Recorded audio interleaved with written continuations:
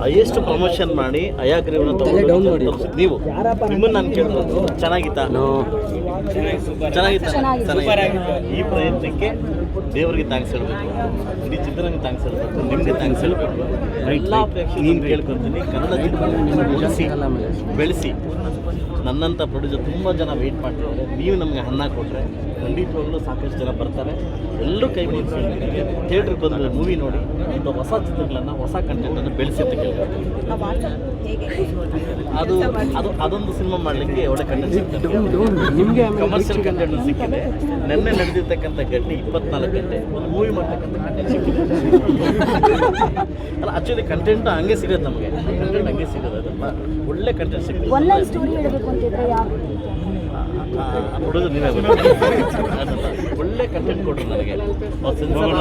ಸೇರಿಕೊಂಡು ಹಿಂದೆ ದೊಡ್ಡ ದೊಡ್ಡ ಮಹಾನ್ ಭಾವರು ಸೇರಿಕೊಂಡು ಸಿನಿಮಾ ನಿಲ್ಲಿಸ್ಬೇಕು, ಅವಮಾನಿಸ್ಬೇಕು ಅಂತ ಒಂದು ಕತೆ ಓಡಿಸೋದ್ರಲ್ಲ, ಒಳ್ಳೆ ಕಂಟೆಂಟು. ಇದನ್ನು ಪ್ರೊಡ್ಯೂಸ್ ಮಾಡಿ ತೋರಿಸ್ತೀವಿ. ಒಳ್ಳೆ ಕಂಟೆಂಟ್, ಜನ ಕಂಟೆಂಟು, ಕಮರ್ಷಿಯಲ್ ಕಂಟೆಂಟ್.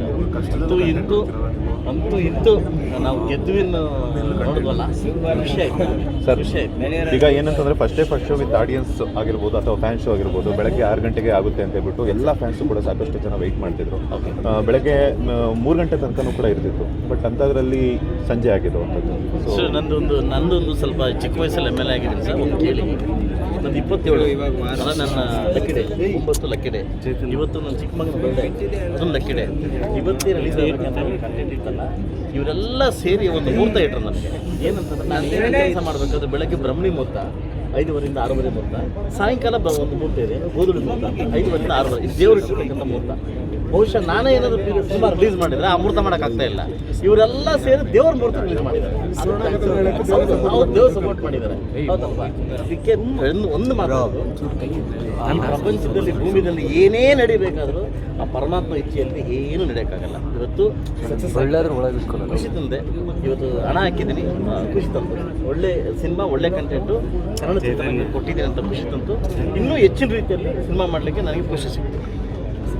ರಾಜಕೀಯ ಸ್ನೇಹಿತರು ಎಲ್ಲರೂ ಬರ್ತಾರೆ ಸರ್. ಎಲ್ರಿಗೂ ಒಂದು ಶೋ.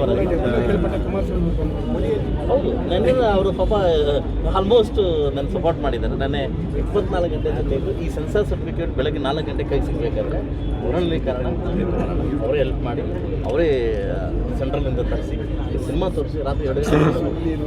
ಒಬ್ಬ IAS ಅಧಿಕಾರಿ ನಾಗಭೂಷಣ್ ಸರ್ ಅಂತ ರಾತ್ರಿ 2:15ಗೆ ಸಿನಿಮಾ ನೋಡಿ ನಮಗೆ 4 ಕಾಲ ಮಾಡಿದ್ದೀವಿ. Thanks sir. Thank you sir.